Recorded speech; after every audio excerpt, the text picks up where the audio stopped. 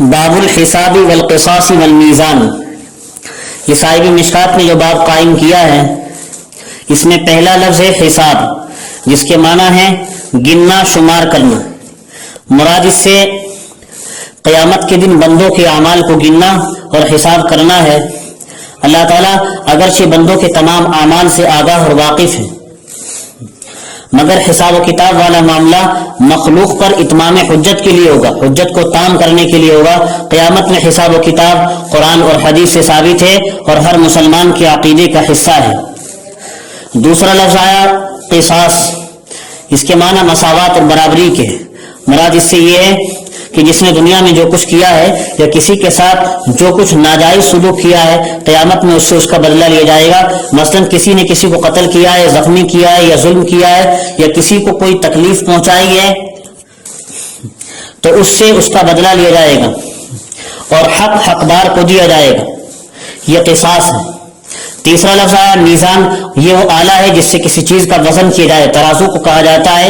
اس میزان سے قیامت کا وہ میزان مراد ہے، قیامت کی وہ ترازو مراد ہے جس سے اعمال کو تولا جائے گا۔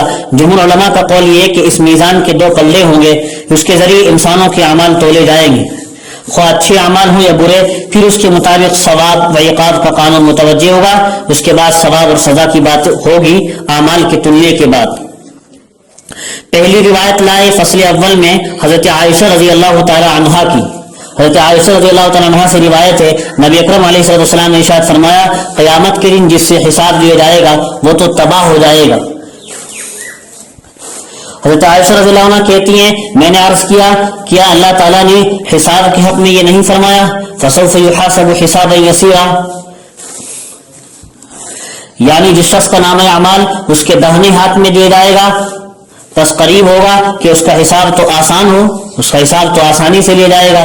تو آپ صلی اللہ علیہ وسلم نے ارشاد فرمایا، یہ آسان حساب تو صرف پیشی ہے، صرف اللہ کے دربار میں پیش ہو جانا ہے، پیشی ہے تو صرف، لیکن جس سے حساب میں مناقشہ کیا جائے وہ تو یقیناً تباہ ہو جائے گا۔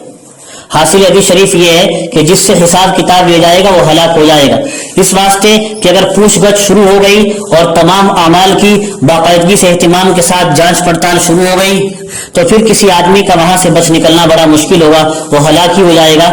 البتہ مومن کے لیے بکثرت یہ معاملہ ہوگا کہ اللہ تعالیٰ عرض فرمائیں گے، یعنی پیشی ہوگی، بس سامنے سے گزار لیا جائے گا، یہ تمہارے اعمال ہیں، ایک ایک چیز کی الگ الگ سے پوچھ گچھ اور مناقشہ نہیں فرمائیں گے۔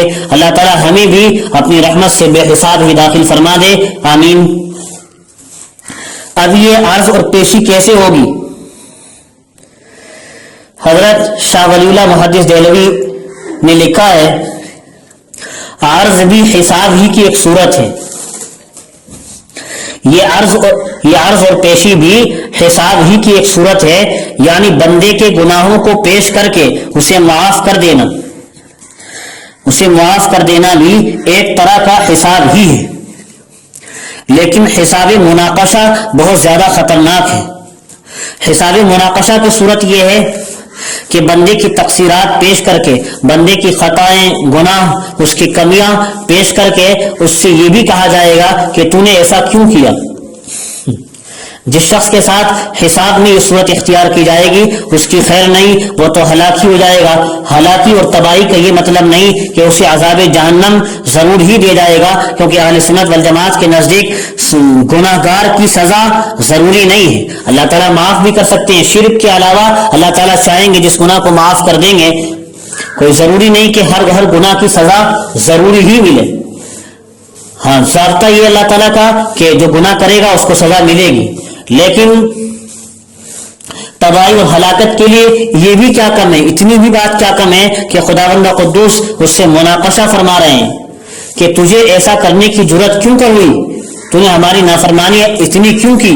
یہ باز پرس خود اتنا بڑا عذاب اور اس قدر سخت مرحلہ ہوگا اللہ تعالیٰ کے دربار میں کہ جس میں ابتلا کے بعد، جس میں انسان کے مبتلا ہونے کے بعد دل و دماغ کی تمام قوتیں معطل ہو جائیں گی، بڑی آزمائش ہوگی۔ اللہ تعالیٰ مومنین کو اس سے نجات عطا فرمائے، آمین۔